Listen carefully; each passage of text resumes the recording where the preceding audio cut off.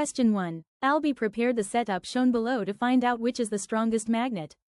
From the results, which one of the following best describes the strength of the magnets above? Pause the video here for more time.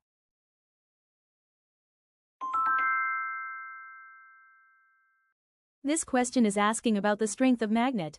From the setup, we can observe that the magnets attract the nails from the ground and the magnets are positioned at different height from the ground. Let's count the number of nails attracted to each magnet. Comparing A and B, A has attracted more nails than B, hence A is stronger. Comparing C and D, D attracted more nails than C, hence D is stronger. Now we compare A and D. Both magnets attracted 3 nails.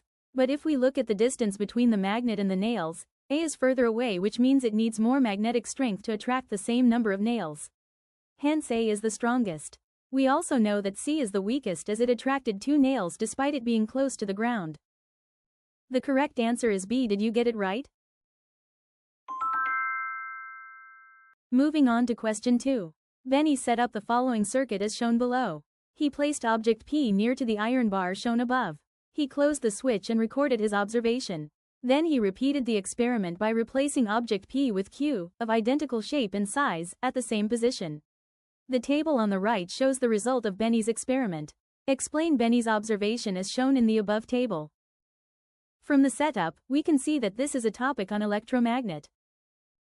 Let's analyze the observations in the table. When Benny closed the switch, object P moved towards the iron bar while object Q did not move at all. Recall your concepts. In a closed circuit, electricity can flow through and the iron bar will be magnetized to form a temporary magnet. Only magnetic materials can be attracted by a magnet. Hence object P is made of a magnetic material while object Q is made of a non-magnetic material. State 2 variables that must be kept constant in the experiment to ensure a fair test. Are you able to identify the independent and dependent variables in this experiment? Did you get it right? These are independent and dependent variable. Now that we know that the dependent variable is whether the object will be attracted by the electromagnet, we need to ensure that the strength of the electromagnet is kept the same, to ensure a fair test. Hence, remembering your concepts, we know that the number of batteries and the number of coils around the iron bar will affect the strength of the electromagnet. So these 2 variables must be kept constant. We hope that you have learned more about magnets. Thank you for watching. See you next time on SmartSteps Learning Lab.